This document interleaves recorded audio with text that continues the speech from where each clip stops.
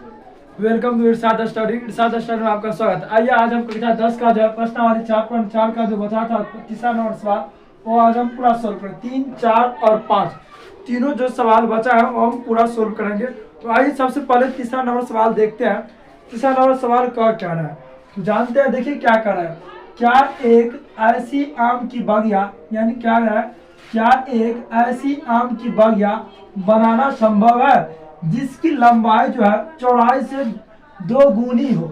यानी आम का बगिया, यहाँ आप मान लीजिए एक आयताकार आम की बगिया, आयताकार आम की बगिया, आयत प्रकार का आम का बगिया होगा। जो आम का बगिया बोला है वही आयताकार आम की बगिया बनाना संभव है जिसकी लंबाई जो है चौड़ाई से 2 गुनी हो। आयताकार आम का बगिया है, हमको ये नहीं पता है लंबाई कितनी है और चौड़ाई कितनी है, लेकिन ये पता है इसकी जो लंबाई है जो चौड़ाई से 2 गुनी है। लेकिन जब पता न रहे तो हम क्या बोले थे आप लोग को, जो चीज पता न रहे उसको पहले मान लेना है, और मान लेते हैं। और इसकी लंबाई जो लंबाई चौड़ाई से 2 गुनी, अगर पता चल जाए हमको चौड़ाई जो है इसका x मीटर है तो लंबाई कितना होगी, यानी ये जो बोला है 2 गुनी, यानी चौड़ाई से 2 गुनी है। तो यानी यहाँ चौड़ाई अगर मान लीजिए x है तो लंबाई कितना हो जाएगा आपका 2 गुनी, यानी 2x। यही बोला हमको, यानी जिसकी जो लंबाई है चौड़ाई से 2 गुनी है और इसका क्षेत्रफल 800 मीटर है। यदि इसकी लंबाई और चौड़ाई ज्ञात करें, देखिए सबसे पहले हम लंबाई मान ली, चौड़ाई मान ली। चौड़ाई कितना x, तो लंबाई अपने आप पता चल जाएगा क्योंकि इसे बोला है लंबाई जो है चौड़ाई से 2 गुनी है। तो चौड़ाई से हम 2 गुनी ले ली यानी 2x। तो इनका क्षेत्रफल बोला है 800 मीटर स्क्वायर है। अगर बगिया की क्षेत्रफल जो है 800 मीटर स्क्वायर है तो आप आराम से निकाल सकते हैं, क्योंकि क्षेत्रफल का सूत्र क्या होता है, लंबाई गुने चौड़ाई। आयत का क्षेत्रफल होता है लंबाई गुने चौड़ाई। तो कितना हो गया आपका लंबाई गुने चौड़ाई 800 मीटर, क्षेत्रफल तो हो गया लंबाई गुने चौड़ाई। लंबाई कितना है मेरे पास 2x गुने चौड़ाई कितना x। इसको सोल्व करके हमको आंसर आराम से निकल जाएगा। तो सेम इसी प्रकार हम जो है इसको सोल्व करेंगे। आइए, जो चीज नहीं दिया है उसको पहले मान लेना है। इसमें दिया नहीं है लंबाई और चौड़ाई, तो सबसे पहले मान लेंगे। माना कि आयताकार आम की बगिया की चौड़ाई, आम की बगिया की चौड़ाई, आम की बगिया की चौड़ाई x मान लेते हैं हम, ठीक। सेम उसी प्रकार आयताकार आम की बगिया की लंबाई, लंबाई कितना हो जाएगा आपका इससे 2 गुना, क्योंकि इसको बोला है लंबाई जो है चौड़ाई से 2 गुनी है। यानी लंबाई अगर x है तो चौड़ाई कितना होगा 2x। तो आप बोला है तो प्रश्न में जो जो बोला है उसके अनुसार चलना हमको लिखना है। तो नहीं तो आप लिख सकते हैं प्रश्नानुसार। प्रश्न में बोला है आयताकार आम की बगिया का क्षेत्रफल कितना है, लिख सकते हैं आयताकार आम की बगिया की क्षेत्रफल, आयताकार आम की बगिया का क्षेत्रफल हो गया आपका, इसमें दिया हुआ यानी 800 मीटर स्क्वायर। देखिए मीटर स्क्वायर हम हटा रहे हैं, क्यों हटा रहे हैं, क्योंकि मीटर यहाँ भी मानेंगे यहाँ भी मानेंगे, मीटर से मीटर का कट जाएगा तो हम मीटर नहीं लिखेंगे, डायरेक्ट लिख देते हम 800, ठीक है। तो आप देखिए आयताकार आम की बगिया का क्षेत्रफल 800 है। अब आयत का क्षेत्रफल क्या होता है, आयत का क्षेत्रफल हम अभी लिखे थे लंबाई गुने चौड़ाई, तो लिखना है इसकी जगह पर लंबाई गुने चौड़ाई। क्षेत्रफल का स्थान में लिखना है हमको लंबाई गुने चौड़ाई। हमको क्षेत्रफल दिया हुआ है कितना 800। अब देखिए लंबाई हम कितना माने 2x, तो 2x गुने चौड़ाई कितना आपका x, था x बराबर लिखना आपको 800। अब क्या करना है, इस दोनों को गुना कर देना। 2x को x के साथ गुना करेंगे तो क्या हो जाएगा आपका 2x स्क्वायर, यहाँ बच गया 800। अब लिखना है देखिए x स्क्वायर ऐसा रह जाएगा 800, ये गुना में इधर क्या हो जाएगा भाग में दे दिए भाग, 2 से कट जाएगा 400 गुना 800, यानी x स्क्वायर बराबर हो गया आपका 400। अगर स्क्वायर यानी हटे x स्क्वायर यानी x पर से अगर स्क्वायर हटाएंगे इधर क्या हो जाएगा आपका रूट में 400, और रूट हटाएंगे तो प्लस माइनस रूट अंडर 20। यहाँ प्लस माइनस क्यों लिखे, क्योंकि हो सकता है 20 प्लस में भी हो या हो सकता है 20 माइनस भी हो, लेकिन माइनस में जो है इसका चौड़ाई तो नहीं होगा, क्योंकि हमको पॉजिटिव ध्यान से मान लेना है कि अर्थात तो 20 आपका निकला। तो यहाँ लिखेंगे आयताकार बाग की बगिया की चौड़ाई कितना हो गया आपका जो है 20 सेंटीमीटर लिखना है। आम की बगिया आम की बगिया की चौड़ाई, आम की बगिया की चौड़ा है। कितना हम मान रहे हैं? आम की बगिया की चौड़ा x, x का मान लेना है हमको 20। आम की बगिया की लंबाई, आम की बगिया की लंबाई कितना आपका 2x, यानी 2 दे देंगे, x का मान 20 तो हो गया आपका 40। यानी आम की जो बगिया की जो लंबाई चौड़ाई थी जो आपका 20 था और एक 40 था। तो आई होप आप लोग को बहुत अच्छे से समझ में आए होंगे। तो आइए हम नेक्स्ट सवाल यानी चौथा नंबर सवाल देखते हैं। चौथा नंबर सवाल क्या कर रहा है? चौथा नंबर सवाल क्या है? तो देखिए चौथा नंबर सवाल बोला है कि क्या निम्न स्थिति संभव है? यदि है तो, अगर संभव है तो उनकी वर्तमान आयु ज्ञात कीजिए। देखिए सवाल पढ़ते हैं, बोला है कि दो मित्रों की आयु का योग 20 वर्ष है। यानी दो मित्र है, यानी दो दोस्त है, ये दोनों दोस्त का जो आयु है इसको जोड़ जो है योग तो बोला है जो 20 वर्ष है। लेकिन हमको ये नहीं पता है पहला मित्र का कितना योग है और दूसरा मित्र का कितना योग है, यानी दोनों मिला के जो है लेकिन 20 वर्ष है। अब बोला है, इससे आगे बोला है कि 4 वर्ष पूर्व यानी 4 वर्ष पहले उसकी आयु का गुणनफल 48 था। तो आप लोग हम पहले इससे पहले बहुत मरतबा बता चुका है कि 4 वर्ष पूर्व यानी पूर्व का मतलब क्या होता है और पश्चात का मतलब क्या होता है। नहीं बोला है, लेकिन यहाँ डायरेक्ट हम बनाते हैं बिना टाइम वेस्ट किए हुए कि दो मित्रों की आयु का योग 20 वर्ष है। इसमें सबसे पहले पहला मित्र का आयु का योग मान लेंगे और दूसरा मित्र का आयु का योग मान लेंगे। देखिए सबसे पहले मानेंगे क्या, जो चीज पता नहीं वह मान लेना है। यहाँ हमको जो है मित्र का जो है ना योग मतलब मित्र का जो है वर्ष पता नहीं, दोनों मित्र का कितना वर्ष हुआ है वो मुझे पता नहीं। इसमें क्या बोलते, जो चीज पता है उसको मान लेना है। इसमें हमको वर्ष पता है यानी कितना साल हुआ वो पता नहीं, तो सबसे पहले वही हम मानेंगे कि माना कि पहले मित्र नहीं तो पहला मित्र का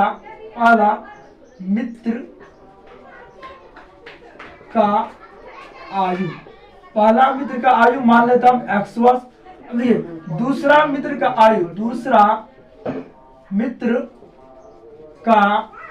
आयु क्या बोले थे आप लोग को, अगर आपको दूसरा मित्र का आयु पता करना हो तो योग में से पहले मित्र को माइनस कर देना यानी घटा देना। इस दोनों मित्र का योग कितना है, उम्र का योग 20 है।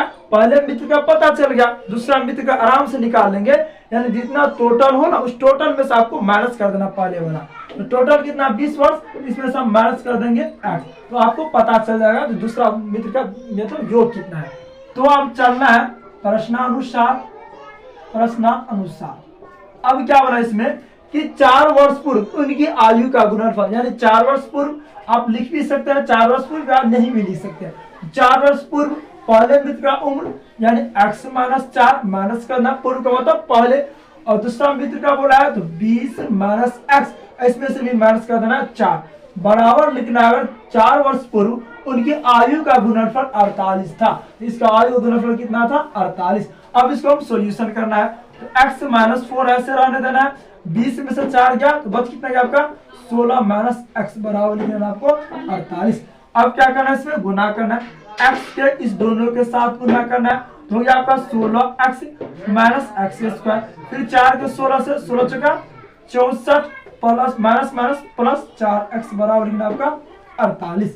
यहाँ देखिए पहले तो 16x और 4x कितना हो गया आपका 20x minus x square minus 64, ये प्लस में बराबर की साइड ला लेंगे तो माइनस हो जाएगा आपका 48 बराबर लिखना आपको बराबर 0। अब इसको सीधा कर सकते हैं, नहीं तो एक बार और लिख लेते हैं 20x माइनस x स्क्वायर, जब दो माइनस है तो क्या बोलते हैं एक माइनस लिख के दोनों को जोड़ देना है, 8 4 12 6 4 10 11 बराबर लिखना आपको 0। अब इसको हम सीधा कर लेते हैं minus x square plus 20x minus 112 बराबर 0। ये आपका हो गया गुणनखंड। गुणनखंड को मतलब सोल्व करना बताया था आप लोगों को। गुणनखंड जो आप 3 विधि से सोल्व कर सकते हैं, एक द्विघात सूत्र से, एक पूर्णवर्ग विधि से, एक गुणनखंड विधि से। आज ये सबसे अच्छा द्विघात सूत्र था तो पहले हम इसे हम जान लेते हैं। द्विघात सूत्र का भी नियम था, अगर हमको बी स्क्वायर माइनस 4 से निगेटिव आ जाए इसका कोई हल नहीं था। आप लोग हम तीनों चीज बताए थे, निगेटिव आए तो इसका कोई हल नहीं, इनका वास्तविक मूल नहीं होता है, और पॉजिटिव आए तो बोले थे आपको दो भिन्न अलग मान होता है, अगर शून्य आए तो क्या बोले थे दो बराबर मान होता है। तो सबसे अच्छा यही रहेगा, हमको पहले विवेचक जांच कर लेना है, यानी डी जांच करना है कि प्लस में है या माइनस में है। तो पहले आइए वही जांच कर लेते हैं। इसका नियम क्या था, पहले मानना था तो लिखना है a बराबर नहीं कुछ तो 1 तो -1 ले लेना है, b बराबर कितना आपका 20 ले लेना है, तथा c बराबर लेना है आपको कितना -112। तो सूत्र क्या होता था विवेचक, यानी डी बराबर होता था बी स्क्वायर माइनस 4ac। तो लिखना है बी के स्थान पर लिखना है हमको बी का स्क्वायर माइनस 4। ए का मान कितना है आपका, तो 1 है। ए का मान कितना आ गया आपका, ए का मान -1 और फिर सी का मान कितना -112। अब लिखना है 20 के 20 से गुना करेंगे तो कितना हो जाएगा आपका 400 माइनस माइनस प्लस और फिर माइनस हो गया 112 को गुना करना आपके 4 के साथ। 112 को 4 से गुना करें तो कितना हो जाएगा 4 दूना 8 4 का 4 4 का हो गया कितना आपको 448। अब देखिए 4 से 448 घटेगा नहीं, घटेगा भी तो माइनस में आ जाएगा आपका कितना 48। क्या बोलते हैं, जब ये आपका विवेचक यानी डी जो है माइनस में आए तो इसका क्या बोलते हैं, इसका जो है कोई वास्तविक हल नहीं है। तो लिख लेंगे जब ये वास्तविक इसे माइनस में आ गया तो इसका कोई वास्तविक हल नहीं होगा। यही सबको पता चल गया, इतना निकालने की कोई जरूरत नहीं थी। जब हमको बी जो पता चल गया डी माइनस में, इसका मतलब इसका जो कोई हल नहीं हुआ होगा। इसलिए लिख सकते हम यहाँ इसका कोई यानी कि यह समीकरण का मूल ऋणात्मक है तथा इसका कोई हल नहीं है। यहाँ लिख सकते हैं इस समीकरण का मूल ऋणात्मक है, इसीलिए ऋणात्मक है। इसका कोई वास्तविक मूल नहीं है। चलिए ये भी आपका चौथा नंबर सवाल खत्म हो गया होगा। आई होप आप लोग को बहुत अच्छे से समझ में आए होंगे। तो चलिए हम 5वां नंबर सवाल देखते हैं। 5वां नंबर सवाल क्या कर रहा है, ये 5वां नंबर सवाल देखते हैं। 5वां नंबर सवाल क्या बोला है, 5वां नंबर सवाल जो बोला है आपका, क्या परिमाप 80 मीटर तथा क्षेत्रफल 400 मीटर के एक पार्क को बनाना संभव है? यदि है तो इसकी लंबाई और चौड़ाई ज्ञात कीजिए। पार्क को बनाना, यहाँ आप मान सकते हैं एक आयताकार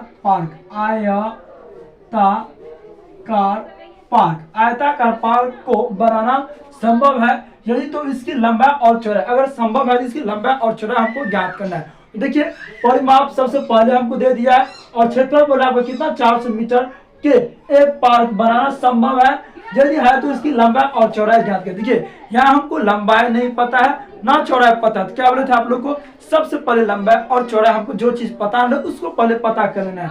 यहाँ सबसे पहले मान लेंगे कि माना कि आयताकार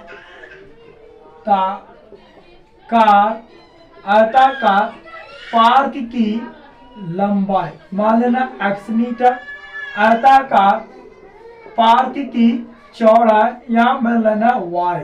ठीक, अब इसका परिमाप बोला है तो परिमाप का सूत्र क्या होता है, तो परिमाप का सूत्र जो होता है आपका 2 इंटू लंबाई प्लस चौड़ाई, आयताकार परिमाप यानी आयत का परिमाप होता है 2 इंटू लंबाई प्लस चौड़ाई। तो लिखना है आयताकार पार्क की परिमाप यानी आयताकार पार्क की परिमाप हमको दिया हुआ है कितना 80 मीटर। यहाँ आयताकार पार्क की जो परिमाप है 80 मीटर, इसका सूत्र क्या होता है, तो 2 इंटू लंबाई प्लस चौड़ाई बराबर लिखना हमको 80। देखिए 2 तो ऐसे रह जाएगा 2, लंबाई कितना मेरे पास x प्लस चौड़ाई कितना मेरे पास 2 बराबर लिखना आपको 80। ये जो है दो जो है आपका गुणाम है, अगर हम बराबर की इस साइड ले जाएंगे तो क्या हो जाएगा भाग में 2 जो का 80, यानी आपको हो जाएगा x प्लस y बराबर 80। आप यहाँ से x बराबर यहाँ मान भी निकाल सकते हैं, y बराबर लिख सकते हैं आप 40, x इधर माइनस हम दे सकते हैं -x। ये समीकरण हो गया आपका 1। अब देखिए दूसरा में बोला आपको क्या कि इसका जो क्षेत्रफल जो था 400 मीटर स्क्वायर है। तो अब हम क्षेत्रफल लेकर चलेंगे, लिखेंगे आयताकार पार्क का क्षेत्रफल, आयताकार पार्क का क्षेत्रफल कितना दिया हमको 400 मीटर स्क्वायर। तो मीटर तो बताया था आप लोगों को, मीटर से मीटर कट जाता है तो 400 दे दिया। और आयताकार आयत का क्षेत्रफल क्या होता है लंबाई गुने चौड़ाई, तो लिखना लंबाई गुने चौड़ाई बराबर लिखना आपको 400। यहाँ देखिए लंबाई कितना मेरे पास, लंबाई x है तो x ले लेना है गुना चौड़ाई कितना मेरे पास y, तो y लेके बराबर लिखना है आपको 400। देखिए यहाँ y का मान निकला और चाहे आप x का भी मान निकाल सकते थे यहाँ y का भी मान निकाल सकते थे। तो लिख देंगे y का मान रखने पर, यहाँ लिख सकते हैं हम y का मान रखने पर y का मान कितना है आपको, x गुने y का मान कितना आपका 40 माइनस x बराबर लिख सकते हैं आप 400।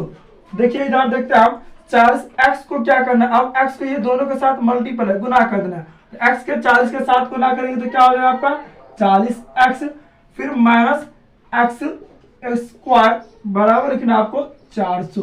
अब देखिए यहाँ क्या करना है, इससे समीकरण को बनाना है। समीकरण कैसे बनेगा, 40x लिख लेना है माइनस एक्स स्क्वायर, ये प्लस में इधर आएगा तो क्या हो जाएगा माइनस 400 बराबर 0। आप इसको सीधा कर सकते हैं, सीधा कैसे करेंगे, लिखना minus x square plus 40x minus 400 बराबर 0।